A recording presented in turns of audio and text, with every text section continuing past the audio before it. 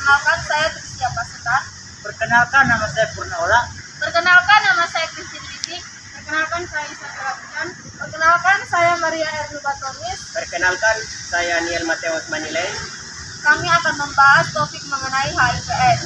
Selamat menyaksikan. Mari mengenal HIV/AIDS. Saya mewakili teman-teman kelompok 3 tingkat 2 reguler B. Saya akan menjelaskan materi mengenai HIV/AIDS. Dengan dosen pembimbing kami, Ibu Dr. Ina Deborah Ratuluji, SKPMKes, dan kami beranggotakan 6 orang.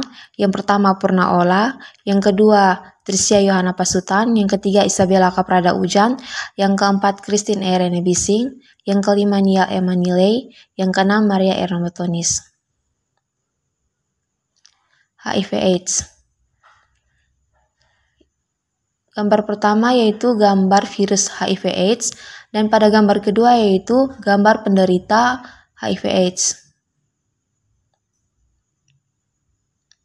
Pengertian HIV/AIDS. HIV atau Human Immunodeficiency Virus merupakan patogen yang menyerang sistem imun manusia, terutama semua sel yang memiliki penanda CD+4 di permukaannya seperti makrofag dan limfosit T. AIDS atau Acquired Immunodeficiency Syndrome adalah suatu penyakit virus yang menyebabkan koplasnya sistem imun disebabkan oleh infeksi HIV. Penyebab HIV/AIDS. Penyebab HIV/AIDS yang pertama transfusi darah. Penularan HIV dapat terjadi saat seorang menerima donor darah dari penderita HIV. Yang kedua yaitu hubungan seks. Infeksi HIV dapat terjadi melalui hubungan seks baik melalui vagina maupun dubur atau anal. Yang berikut, berbagi jarum suntik. Berbagi penggunaan jarum suntik dengan penderita HIV adalah salah satu cara yang dapat membuat seseorang tertular HIV. Misalnya menggunakan jarum suntik bersama, saat membuat tato, atau saat menggunakan narkotika jenis suntik. Penularan HIV. Yang pertama, seksual. Hubungan seksual yang tidak aman, heteroseksual atau homoseksual.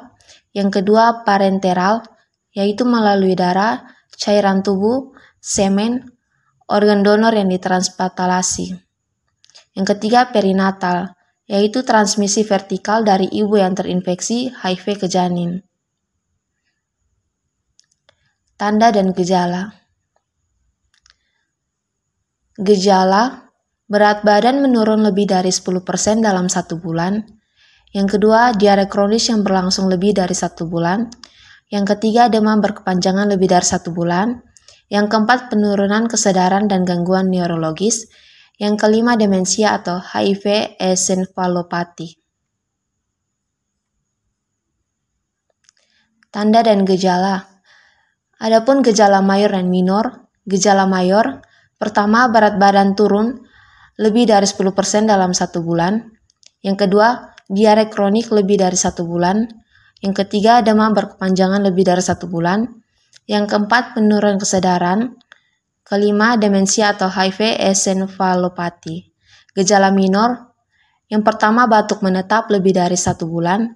Yang kedua, dermatitis generalisata. Yang ketiga, herpes zoster, multisegmental dan berulang.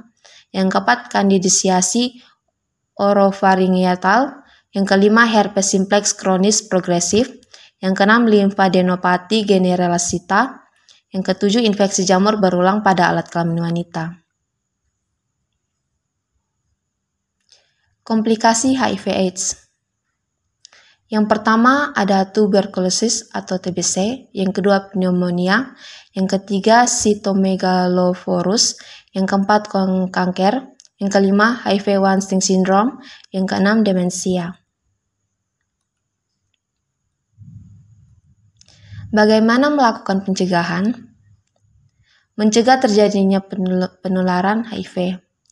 Abstinensi artinya absen seks ataupun tidak melakukan hubungan seks bagi yang belum menikah. Be faithful artinya bersikap saling setia kepada satu pasangan atau tidak berganti-ganti pasangan. Kondom artinya cegah penularan HIV melalui hubungan seksual dengan menggunakan kondom.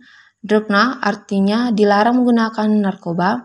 Equipment artinya pakai alat-alat yang bersih, steril, sekali pakai, tidak pergantian, di antaranya yaitu alat cukur dan sebagainya, atau edukasi dapat juga pemberian informasi yang benar. Pengobatan. VCT atau Voluntary Counseling and Testing merupakan rangkaian pemeriksaan untuk mengetahui apakah seseorang positif atau negatif mengidap HIV.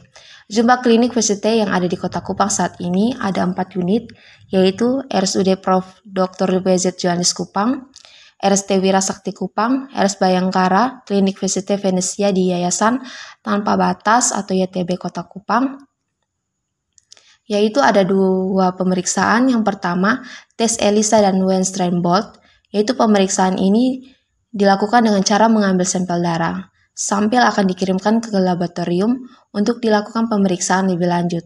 Hasil pemeriksaannya bisa diketahui dalam waktu sekitar 1 minggu. Yang kedua yaitu rapid test. Pemeriksaan ini dengan cara mengambil darah di ujung jari darah tersebut akan dilakukan pada kaca objek dan akan diberikan larutan kimia khusus. Hasil pemeriksaan bisa diketahui hanya dalam waktu 15 menit apabila hasilnya positif. Pemeriksaan ini akan diulang guna memastikan diagnosa yang akurat. Sekian dan terima kasih. Semoga bermanfaat.